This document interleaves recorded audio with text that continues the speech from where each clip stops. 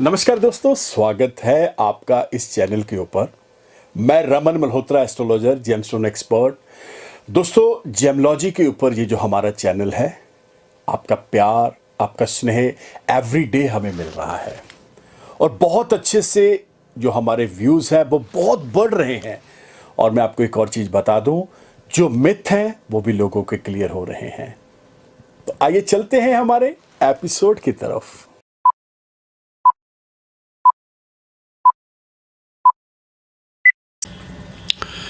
तो दोस्तों, आज का जो हमारा एपिसोड है यह है क्रूर रतन। अब रतन क्रूर भी हो सकते हैं, ये भी एक अपने आप में बहुत मज़ेदार इंटरेस्टिंग एपिसोड होने वाला है। जो रत्नों को बहुत प्यार करते हैं, बहुत लव करते हैं या डाइंग हार्ट फैन है, उनको पता है कि रत्नों के अंदर बहुत सारे अलग अलग श्रेणियाँ आती हैं, बहुत अलग अलग कैटेगरीज आती हैं और ये सारी की सारी एक चीज़ के साथ बंधे हुए हैं और वो है ग्रह, वो है नक्षत्र। एपिसोड स्टार्ट होने से पहले ये चीज़ को जान लेना बहुत ज़रूरी है कि दो श्रेणियों के अंदर, दो कैटेगरीज के अंदर जो जेम्स हैं, जो ग्रह हैं, जो नक्षत्र है, इनको डिवाइड किया गया है। वैसे तो बहुत सारी चीज़ें हैं, लेकिन दो ही ऐसी मेन कैटेगरीज हैं जिसके अंदर इनको डिवाइड किया जाता है। सबसे पहले जो वैदिक प्लेनेट है वो है सूर्य, चंद्र, मंगल, बुध, बृहस्पति। इसके बाद तामसिक प्लेनेट की श्रेणी के अंदर शुक्र, शनि, राहु, केतु आते हैं। अब एक चीज़ को आप बहुत ही प्यार से समझ लें कि जब भी जैसा बोला जाता है ना कि जैसा ग्रह का अपना नेचर होता है वैसा उसका रतन होता है। इसको और क्लियर कर देते हैं कि जैसे चंद्रमा है, चंद्रमा एक बहुत ही ठंडे स्वभाव, यानी इसको बोला जाता है कि चंद्रमा एक ऐसे प्लेनेट हैं जो बहुत, आज की लैंग्वेज के अंदर उन्हें कूल प्लेनेट बोला जाता है। तो जाहिर सी बात है उनका जो रतन मोती होगा वो भी आपको बहुत कूल करेगा, बहुत रिलैक्स करेगा।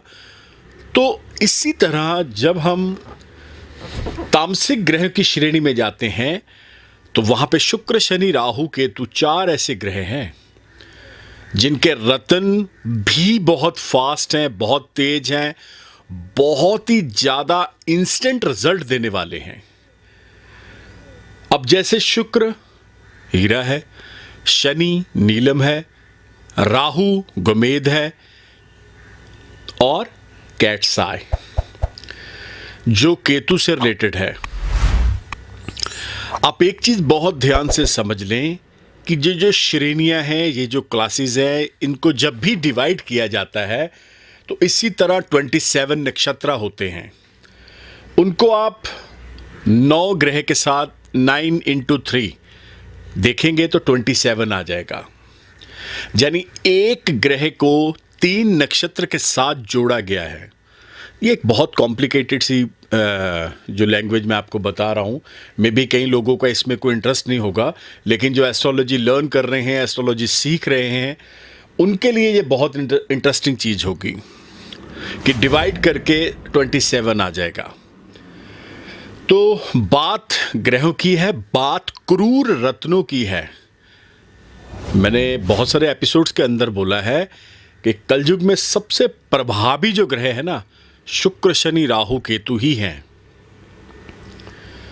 अब शुक्र लग्जरी लाइफ की तरफ लेके चलता है, शनि लाइफ में जितने पंगे दंगे सब खत्म करते हैं, राहु उस ऊंचाई तक लेके जाते हैं जहां तक आपने इमेजिन भी नहीं किया होता है, और केतु बोला जाता है कि कोई भी रुका हुआ कार्य, कोई भी रुका हुआ काम हो, उसे बहुत इंस्टेंट, बहुत फास्ट सॉल्व करके आपको दे देते हैं।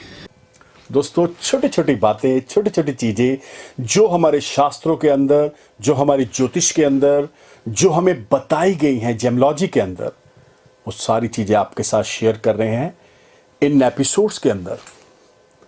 अगर आपने हमारे पिछले एपिसोड नहीं देखे हैं तो वो भी देखिएगा, आपको बहुत नॉलेज मिलेगी, आपके बहुत सारे सवालों के जवाब भी मिलेंगे। तो आई होप सो आपको ये चैनल और ये जो मैंने आपको सारी चीज़ें बताई हैं बहुत बहुत ज़्यादा आपकी हेल्प करेंगे। तो आइए चलते हैं हमारे एपिसोड की तरफ। तो बात कर रहे हैं क्रूर ग्रहों की। तो मैं आपकी जानकारी के लिए बता दूं, हीरा सबसे तेज चलने वाला है रत्नों के अंदर। ये क्रूर प्लेनेट के अंदर क्रूर ग्रह, क्योंकि आपने सुना होगा जो शुक्र प्लेनेट है इन्हें दैत्य गुरु शुक्राचार्य बोला जाता है। मैं फिर से बता दूं, ये राक्षसों और दैत्यों के गुरु हैं शुक्राचार्य। और शनि कलयुग में सबसे प्रभावी ग्रह प्लेनेट माने गए हैं। राहु बोला जाता है, यहां पे शनि खड़े होते हैं उनकी शैडो राहु है। केतु को भी शैडो के साथ जोड़ा जाता है। तो बात क्रूर रत्नों की कर रहे हैं, तो मैं आपको बता दूं, जब भी आपने ऐसा कोई रत्न पहनना है जिसमें हीरा है, नीलम है, उसके बाद सिलोनी गुमेद है या कैट्स आई है, जेमस्टोन एक्सपर्ट की सलाह लेके अपनी कुंडली का विश्लेषण करवा के ही पहनना है।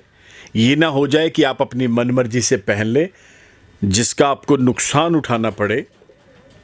अब इसमें एक और प्लेनेट आता है, वो है बुध ग्रह। बुध को नपुंसक ग्रह बोला जाता है। वैसे तो ज्योतिष के अंदर नव ग्रहों के अंदर इन्हें राजकुमार की उपाधि दी गई है, लेकिन ये नपुंसक प्लेनेट हैं। बोला जाता है कि जैसे जिस ग्रह के साथ बैठते हैं वैसे ही ये बन जाते हैं। अगर ये तामसिक के साथ बैठ गए तो तामसिक हैं, अगर ये वैदिक ग्रहों के साथ बैठ गए तो वैसा असर देना शुरू कर देते हैं। तो यहाँ पे 2-3 चीज़ों को समझ लेना बहुत ज़रूरी है। सबसे पहले हीरा है। हीरा एस्ट्रोलॉजिकल हीरा लेना है। ये नहीं कि आप मार्केट चले गए, वहाँ जाके ज्वेलरी शॉप पे चले गए और वहाँ से आपने छोटे छोटे बारीक हीरे लेके डाल लिए, तो वो काम नहीं करेंगे। नीलम लेना है तो वो भी लगभग 7.5-8 रत्ती प्लस लेना है, श्रीलंका का आता है। अगर सिलोन का गोमेद लेना है तो वो भी श्रीलंका का आता है, 8-9 रत्ती का लेना है। अगर कैट्स आई लेना है तो इटालियन आता है, वो भी 7-8 रत्ती के आसपास लेना है। तो बात क्रूर रत्न और क्रूर ग्रहों की हो रही है। मैं आपको बता दूं, अलग अलग राशि, अलग अलग नक्षत्र, अलग अलग जो लगन होता है उसके हिसाब से रत्नों को चयन करके पहना जाता है। जैसे कुंभ राशि है तो उनके लिए नीलम बहुत वर्गोत्तम हो जाते हैं। जैसे मैंने बताया है, तुला राशि है, तुला लगन है, उसके लिए हीरा बहुत ही ज़बरदस्त हो जाते हैं। तो ऐसी बहुत सारी चीज़ें हैं। मिथुन लगन, मिथुन राशि के लिए जो है, जो सिलोनी गोमेद है, ये भी बहुत ज़बरदस्त रत्न हो जाते हैं। महादशाओं के अंतर्गत भी रत्न पहने जाते हैं। अगर शुक्र की महादशा आपको रिजल्ट नहीं दे रही है तो तुरंत हीरा पहन लेना चाहिए। अगर आपको शनि तंग कर रहे हैं, रिजल्ट नहीं दे रहे हैं, तो नीलम आपके लिए बना है। अगर राहु की महादशा आपको परेशानी में डाल रही है तो गोमेद बना है। अगर केतु की महादशा खराब है तो आप समझ के चलिएगा कि आपको कैट्स आई रत्न डालना पड़ेगा। अब इसको डालने के लिए 2-3 मेथड हैं जो मैं हर एपिसोड के अंदर बताता हूं। वैदिक मंत्रों द्वारा पूजा करवा के आप इसे डालेंगे तो रिजल्ट 100% आएगा। इसका सर्टिफिकेट बनता है, लेबोरेटरी टेस्टेड जब होते हैं, जब इनको पहना जाता है तो वो कार्ड साथ में मिलता है, उसके ऊपर ईच एंड एवरीथिंग मेंशन किया जाता है। तो इसमें सबसे इंपॉर्टेंट पार्ट जो होता है वो होती है ग्रेविटी, यानी उस रत्न की चुंबकीय शक्ति जो यूनिवर्स आकाश से उस ग्रह से हमें वो जोड़ती है और अपना रिजल्ट देती है।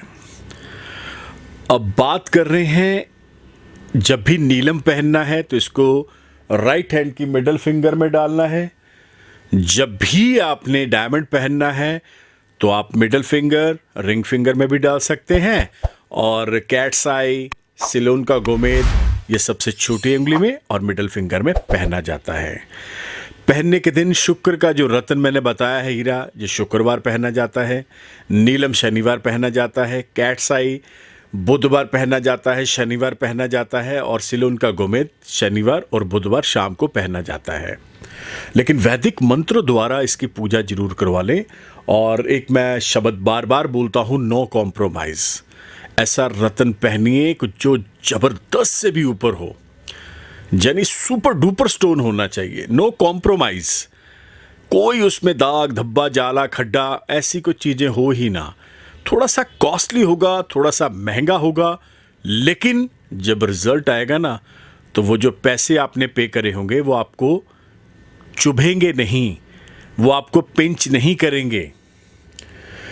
तो बात रत्नों की है, बात ग्रहों की है, बात नक्षत्रों की है। तो मैं उम्मीद करता हूं कि आपको ये एपिसोड अच्छा लगेगा, बढ़िया लगेगा। ऐसे बहुत ढेरों एपिसोड, बहुत ढेरों ऐसे इंफॉर्मेशन जो हमारे Facebook, Insta, Twitter, YouTube channel के ऊपर एवरी डे शेयर की जाती है। तो जुड़ना पड़ेगा आपको। अगर आप पॉजिटिविटी के साथ चलते हैं तो रतन आपको काम देंगे ही देंगे।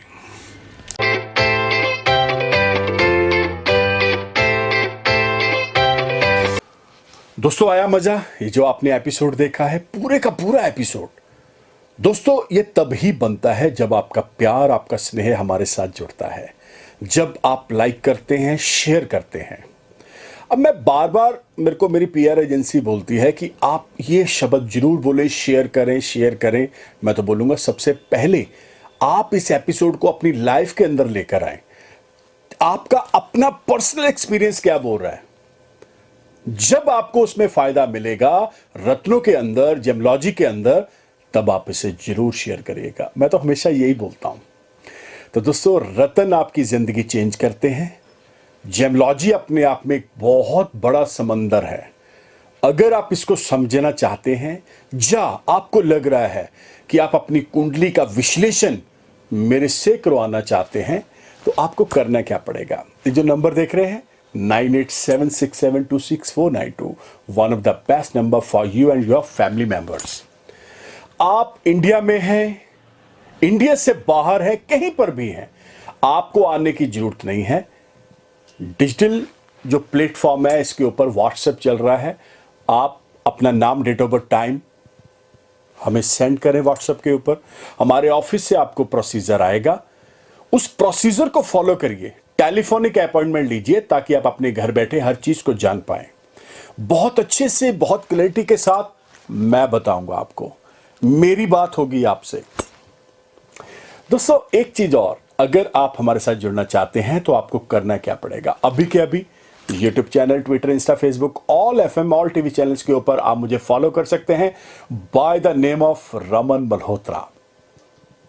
आपको सिर्फ रमन मल्होत्रा लिखना है और सारे सर्च इंजन्स आपके सामने आ जाएंगे। तो इसी उम्मीद के साथ मिलते हैं बहुत जल्द। तब तक के लिए नमस्कार, धन्यवाद। Have a nice day.